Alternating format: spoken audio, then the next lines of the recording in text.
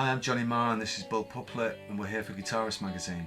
So we're here in Bill's workshop and Bill and I have been working together since 1988. Bill's does all the work on my guitars.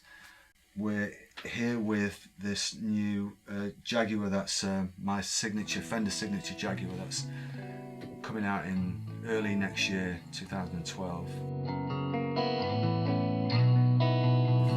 The idea of it is to keep all the things that I love about Jaguars, which is many things, and that make them a really unique and my favourite guitar, but to eliminate some of the things that weren't so good about them. The first thing that we changed, I think the first significant thing that we changed would be the bridge, right, Bill? Yeah, the bridge was the first problem, wasn't it? The tendency for the action to drop through the vibration, wasn't it?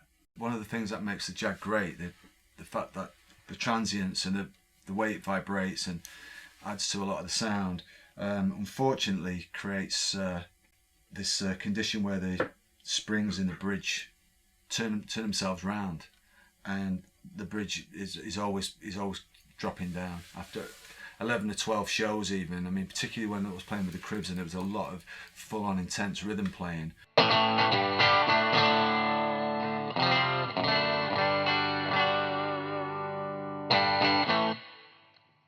The first thing I did, obviously, that a lot of Jag players know about, is that the saddles are from Mustang, which stops the strings popping out. That seems to be the thing that a lot of people dislike about the original Jags. But what I'm talking about is the actual bridge going into the body where it sits on a plate. A lot of experimentation, trial and error. We come up with this idea where we've got like much wider screws, right, going into more mass, yeah. And that also does actually add to the sound. That's an advantage, having these wider screws. I mean, you can tell even when you just see a guitar acoustically. John Moore worked with Bill on working on that bridge. John's a friend of Bill's and a friend of mine now, and so we had our own engineer work on it.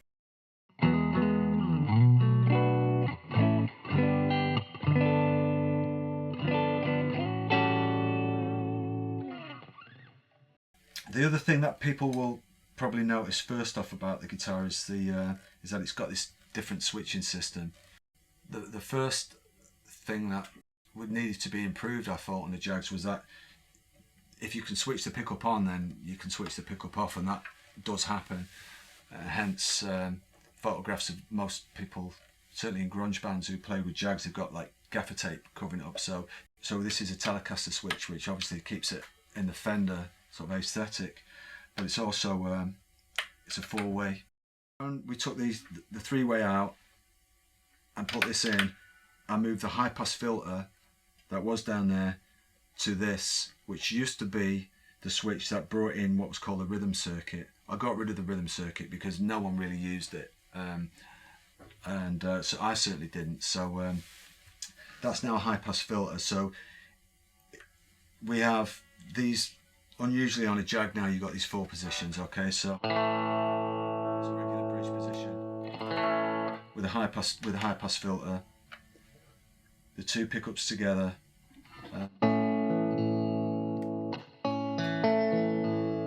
high pass filter. So you've got one, two, yeah, those two, 3, 4, yeah. Neck position, 5, 6. Fourth position, which is both pickups in series, which gives you a much darker kind of sound. You're going to be able to get it on.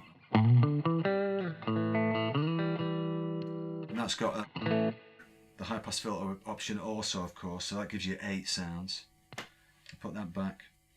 Then there's a further switch here.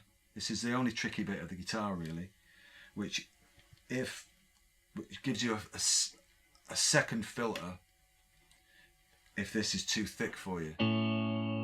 That'll surprise people about this Jaguar, that you might have a Jaguar that might actually sound too dark, because one of the things about Jags that people don't like is they seem to be very bright.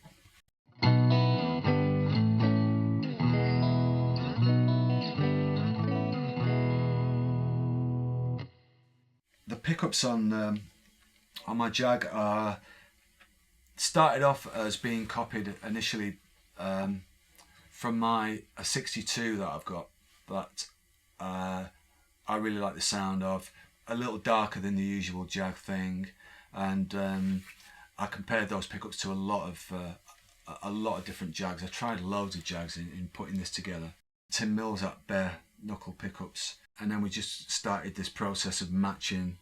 We had quite a lot of prototypes made, didn't we, and tried different configurations. Yeah. But basically, Tim made them from the original materials, using the form wire and the Alnico magnets.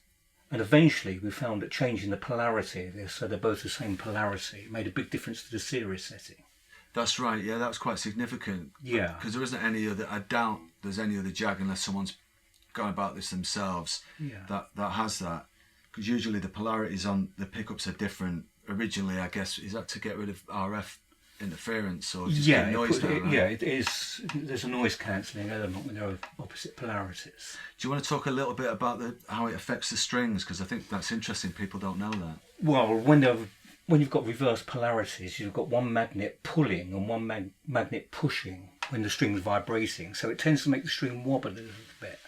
So you don't get a clear, true vibration of the string. It tends to distort it a bit. Make it wobble. But when they're in the same polarity, it's much kinder on the way the string vibrates. So it seems to be a purer tone.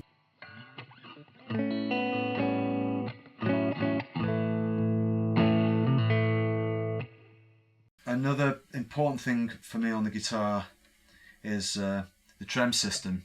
I'm really pleased with and kind of proud of, because it might seem like a very simple thing, but the fact that it doesn't swing around,